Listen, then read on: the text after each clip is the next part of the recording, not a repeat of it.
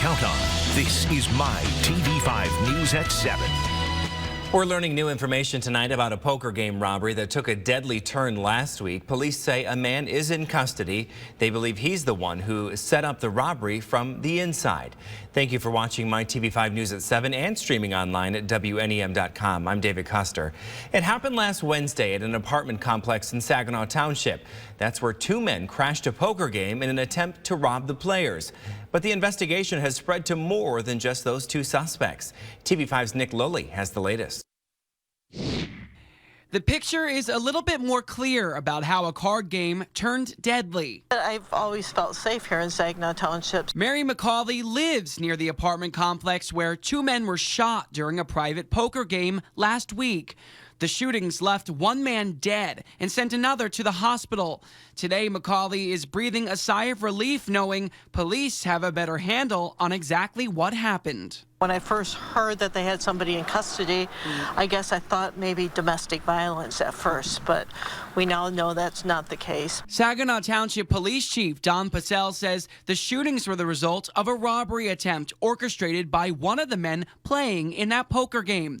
They took one of the players, Christopher Talkington, into custody over the weekend. They located that individual yesterday afternoon, spoke to him, and had reason to believe that he and maybe some others had planned this robbery of the poker game. There are still a lot of unanswered questions about who will face which specific charges. The prosecutor will maybe make a determination on as to whether or not the action taken by one of the poker players was self-defense or justifiable. As for McCauley, she says she was never worried this was just a random apartment robbery. I was not afraid, and I don't think any of the tenants here were either. Nick Lully, MyTV5 News at 7.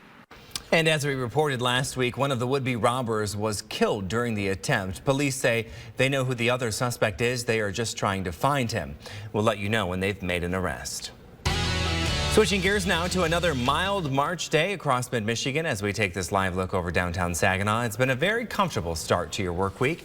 Chief Meteorologist Brian Bachman joins us now for our first look at the forecast. Hi, Brian. Hi there, David. Good evening, everyone. Quite a way to start the work week off indeed. Sure, the clouds won out as far as the battle for our skies was concerned today, but that didn't hold back our temperatures any. 64 degrees currently in downtown Flint. The official high for the day so far at Bishop Airport in Flint is actually 66, so pretty well above average, to say the least. Looking at things, though, on your First Warn 5 Sky Tracker, we're in the process of seeing a little bit of a transition, to say the least, and for the first time in quite a while, we're actually tracking some wet weather out there tonight, and also for the first time in a while, it's actually just plain old rain for the most part, kind of gradually just sinking its way south and eastward, mostly falling across the UP and just starting to spill over into northern parts of lower Michigan tonight. That will continue to sink southward into our neck of the woods as the evening goes on. So if you're heading out, take the rain gear with you, but more importantly, while you still can, enjoy the beautiful weather. Currently 55 in Saginaw, 57 in Bay City. Not sure why both stations there are reporting clear skies. It's actually overcast in both spots. Still 62 in Flint, 57 in Midland. We'll gradually drop into the low 50s by about 10 o'clock or so, and that's when about the peak of the most widespread rain rolls in, gradually then tapering back off to just a few widely isolated showers shortly after midnight. We'll take a look at what the rest of the week has in store for you coming up in just a little bit.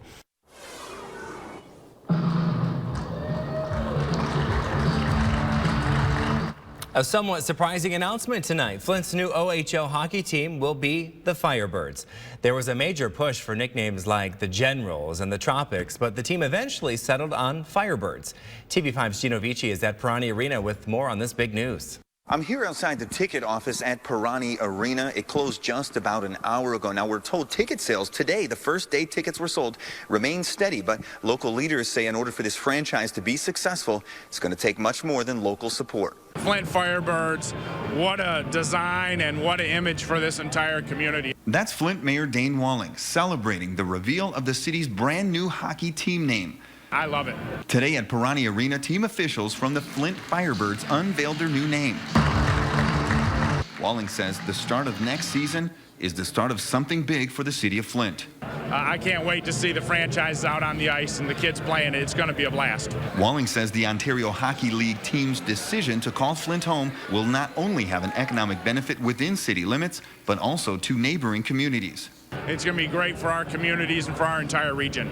Grand Blanc Chamber of Commerce President Jen Kilmer agrees. She says the Firebirds franchise is a score for the entire region. I was invited to be on the advisory board. It was something that we just jumped at in order to be part of something that would be great for Flint and Genesee County. As for Walling, he insists the city of Flint is at a much-needed turning point. People are going to get drawn back in to Flint as a destination with all the events and now everything happening at this arena. Now the Firebird season starts in September, and check this out, through the middle of April, special early bird prices on tickets. Reporting in Flint, Gino Vici, MyTV5 News at 7. All right, Gino, thank you. And throughout the day, we've been hearing your thoughts on the name. Steve says he loves it and he can't wait to see them play in the Saginaw Spirit. But Dennis says he thinks the Flint Sparks would have sounded better. And finally, Jason says the logo looks really cool. It will, pardon the pun, really fly. Well, let us know what you think of the new name on our Facebook page. A local grocery store is in shambles after a pickup truck slammed into the building. Police say someone drove a stolen truck into a Kroger store early this morning. The vehicle smashed into the front of the store on Davison Road at Franklin Avenue in Flint. Police say the suspects are still on the run. The store is scheduled to close for good at the end of this month. Police say a Midland man is dead after a tractor accident Sunday afternoon. It happened on Redstone Road in Jasper Township. Midland County Police say the tractor also had a trailer attached to it. Investigators believe the man was using the tractor to load wood before it crashed. He was found lying on the ground between the tractor and the trailer and was pronounced dead at the scene. A significant day in the future of a school district struggling under a multi-million-dollar budget deficit. Last month, 2 Saginaw school board members quit in the same week, citing constant dysfunction as the reason for their departure. Just over an hour ago, the board filled those positions. TV5's Meg McLeod has more on the new board members. Just moments ago, the Saginaw School Board wrapped up its special meeting tonight, and tonight they announced the 2 people that will be filling those vacant spots on the school board. As you guys know, in late February, Delana Spates-Allen and then Glenda Richardson-Vaughn resigned within just 24 hours of each other, and that caused the board to have to find new members to fill those vacant seats. The board decided to fill Delana Spates-Allen's seat with Herbert Hurd and to fill Glenda Richardson-Vaughn's seat, Barbara Kopka. Now, again, those 2 members were chosen out of 7, and they were all voted on by the board. Again, Herbert Hurd and Barbara Kopka are your 2 new Saginaw School Board members. Reporting in Saginaw, Meg McLeod, MyTV5 News at 7. All right, Meg, thank you. And so now that the board is whole again, where do they go from here? You'll hear from those board members tonight at 11. Well, summer is a busy time in Little Bavaria, and more workers are needed to make sure everything runs smoothly. Still ahead, how one of Frankenmuth's largest employers is getting the word out. And the Spartans headed to the big dance. Find out how much money you'll have to spend, that is, to see the Spartans in action this weekend. You are watching MyTV5 News at 7, serving Goodrich, Shields, Mount Pleasant, and your hometown too. It's coverage you can count on.